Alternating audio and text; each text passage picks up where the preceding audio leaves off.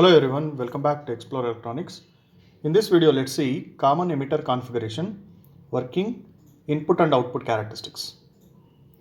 In the common emitter configuration of BJT, we can say emitter is common between the input side and the output side. If this is the input circuit and this is the output circuit, emitter is common in between these two. It means we are going to apply the input from the base and we are going to measure the output from the collector. Base to emitter we are going to apply the input and collector to emitter we are going to measure the output. That is how the configuration will be.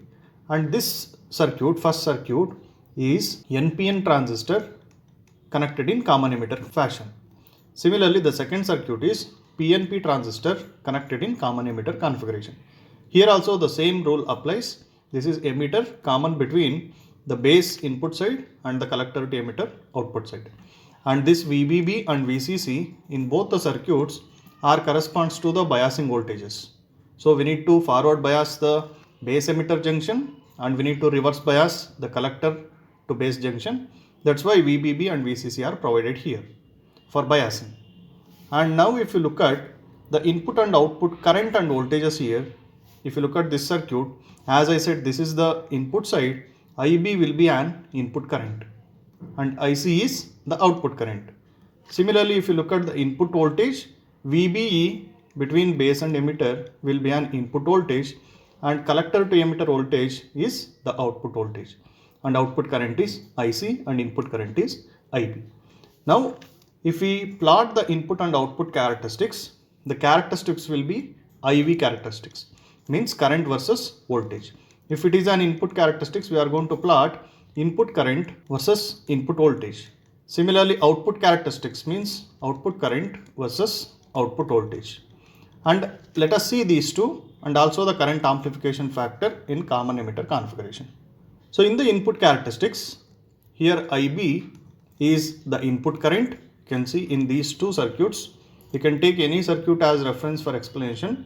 This IB is an input current in both the circuits and this IB is always small. As we know in BJT, IE will be equal to IC plus IB. Here IE is the total current in the transistor and IC will be the collector current which is nearly equal to IE and IB is very small. This IB is the base current flowing through the base of the transistor and it is always small. That's why here you can observe in the y-axis we will be having IB with microamps representation. Always you need to represent this IB in microamps. Why? Because this IB is that much small in amount. And VBE in x-axis, this is input voltage. So we are plotting input current with respect to input voltage. So if you recall the working of BJT, the minimum voltage at the input side or base to emitter voltage should be 0.7. That is the cut-in voltage or the threshold voltage. So after this 0.7 volts of VBE or the input voltage, current will start to flow. As VB increases further from this point onwards, current also increasing. So this point will be called as a threshold point or cut-in voltage for the BJT. If it is a silicon type transistor, we will be having 0.7 as cut-in voltage, or if it is a germanium type transistor, we will be having 0.3 volts as cut-in voltage. So from this point onwards, you can see there is an increase in the current as increase in VB. And here the constant parameter, we need to maintain the constant voltage, that is VCE at the output side. For this 1 volt, this is the curve, and for 10 volts VCE, this is the curve. You can see the shift in these two curves as we increase the output voltage VCE. This is about input characteristics. And if you look at the output characteristics, here IC is the output current and VC is the output voltage. And we need to keep the input current as constant for the output characteristics, that is IB. Here you can see different values of IB by keeping 5 microamps. This is the curve we are going to get. If you keep 10 microamps, this is the curve we are going to get. Here also up to this stage, the transistor will be in saturation region. As VC increases, IC also increases. From this voltage onwards, we say this is active region of transistor. In the active region, you can fix the VCE so that you can bias the transistor to work as amplifier. And IC will be always in milliamps. IB in microamps and IC in milliamps. So IC is almost equal to IE what we have in the BJT. So IC will be in milliamps and small current IB in microamps. And if you observe here in the active region, as we know, as VC increases further, if VC increases further, there is no increase in IC. IC becomes constant. So here we need to comment that IC will be constant in the active region of transistor operation when VCE crosses the saturation region point.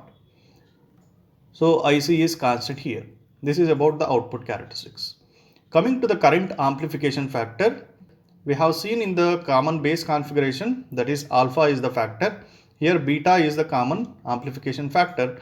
Beta can be written as change in the output current IC divided by change in the input current IB. This is the amplification factor.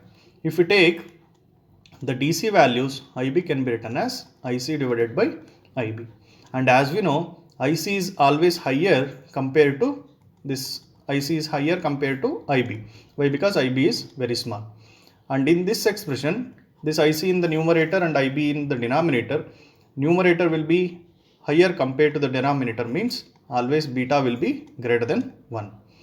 This is what we need to keep in mind, that beta value will be always greater than 1. It will never come down less than 1. And you can recall the relationship between alpha and beta.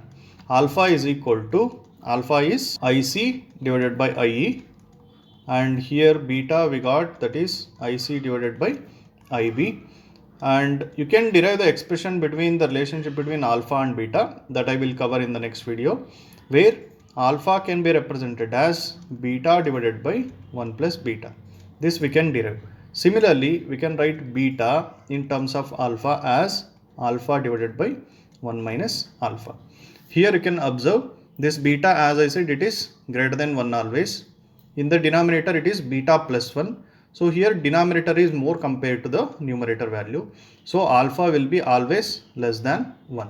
Alpha will never go more than 1. Similarly, beta, if you see, this alpha is less than 1 always. 1 minus this much, so denominator is less here compared to the numerator. So beta will be always greater than 1. So we need to keep these two things in mind, that always alpha is less than 1 and beta is greater than 1. In the next video, let us derive the relationship, how this can be proved, relationship between the alpha and beta. So we can derive these two expressions. Thank you.